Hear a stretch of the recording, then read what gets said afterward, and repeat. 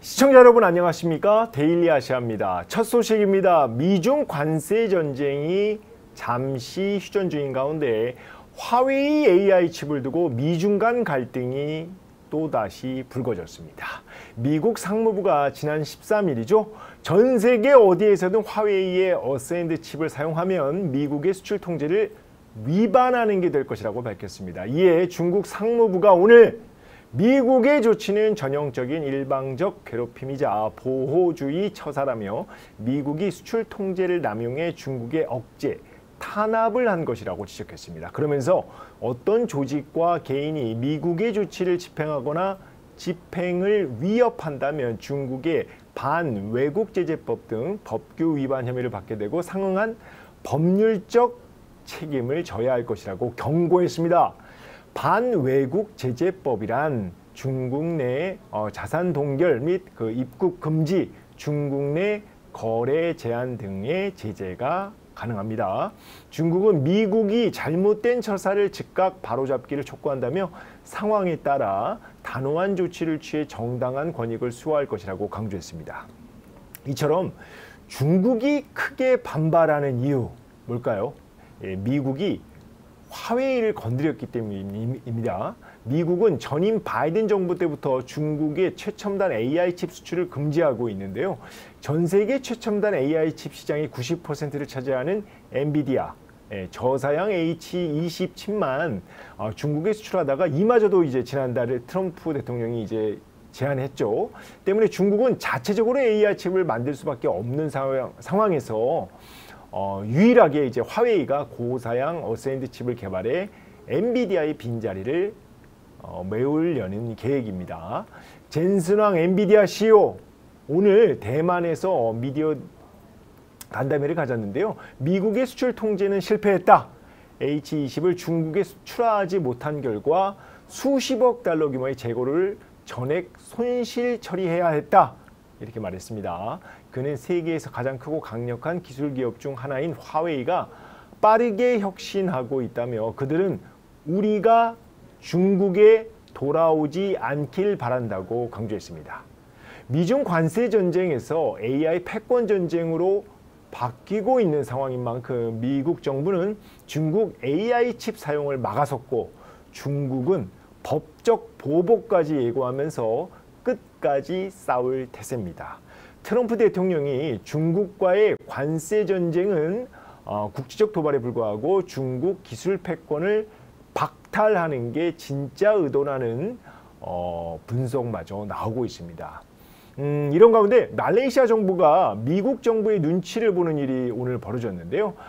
말레이시아 정부는 지난 19일 중국 화웨이 어센드 칩 기반의 AI 서버를 국가적 규모로 가동하는 세계 최초의 국가가 될 것이라고 말을 했습니다. 밝혔습니다.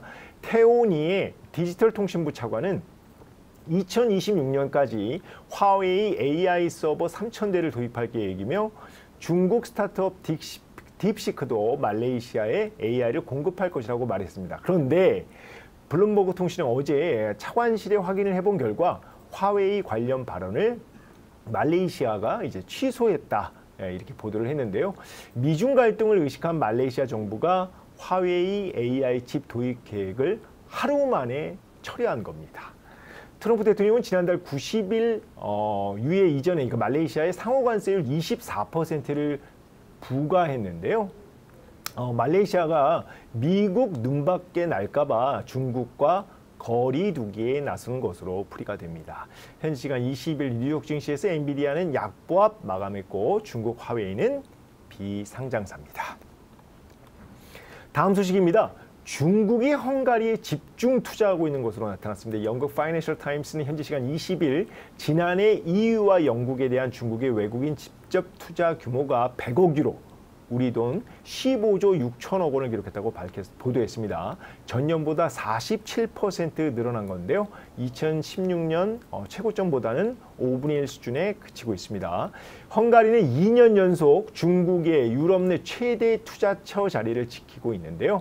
중국은 지난해 유럽 투자액 가운데 31%를 헝가리에 집중했습니다. 헝가리 정부가 친러시아, 친중국 행보로 다른 EU 회원국들과 대립각을 세워왔고 중국 기업들에게 세제 혜택과 인프라 지원을 아끼지 않고 있기 때문인데요. 세계 최대 배터리 기업 CATL, 그러니까 링더스타일을 비롯해 텐센트와 지리자동차 등이 헝가리 투자에 적극적인 대표 기업입니다. 파이낸셜 타임스는 중국이 투자를 전략적 영향력 강화를 위한 수단으로 사용할 가능성이 적지 않다 이렇게 지적했습니다. 어제 홍콩 증시에 상장한 CATL, 링더스타일 주가는 16% 넘게 급등했죠. 근데 오늘도 크게 올랐습니다. 자, 다음 소식입니다. 이시바 시게루 일본 총리가 쌀 관련 발언으로 여론의 비판을 받은 에토다쿠 농림수산상을 오늘 경질했습니다. 에토 농림수산상은 지난 18일 뭐라고 했냐? 비축미와 관련해서 저는 쌀을 산 적이 없다. 지원자분들이 많이 주신다. 집에 팔 정도로 있다.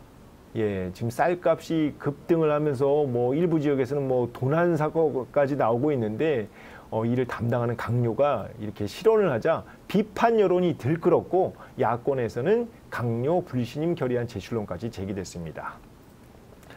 네, 최근 일본의 쌀 소매가는 5kg짜리가 평균 4,268엔, 그러니까 우리 돈 약 4만 원 정도인데 1년 전보다 2배나 뛴 겁니다. 예, 후임 농림수산상에 고이즈미 주니치로 전 총리의 차남 고이즈미 신지로 전 환경상이 기용됐는데요.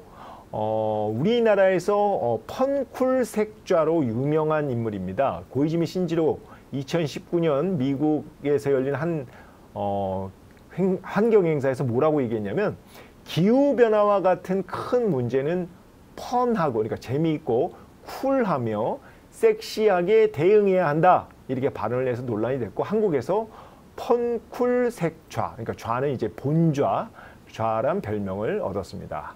네, 한편 일본 무역 수지가 3개월 만에 적자로 돌아섰습니다. 일본 재무성에 따르면 4월 무역 수지가 1,158억 엔 우리 돈 1조 1,000억 원 적자로 집계됐습니다. 미국과의 무역에서 7,806억 엔 흑자를 올렸지만 중국이나 EU와의 무역에서 적자를 기록한 건데요. 다만 대미 수출은 또 1조 7,708억 엔으로 지난해보다 1.8% 줄었습니다. 예, 올 들어 처음이죠. 예, 트럼프 정부 위에 관세 영향을 직격탄을 맞고 있는 것 같습니다. 일본 경제 지표들이. 자, 오늘 일본 니케이 지수는 소폭 하락해서 마감했습니다. 데일리 아시아 오늘 준비한 거는 여기까지입니다. 지금까지 시청해 주셔서 감사합니다.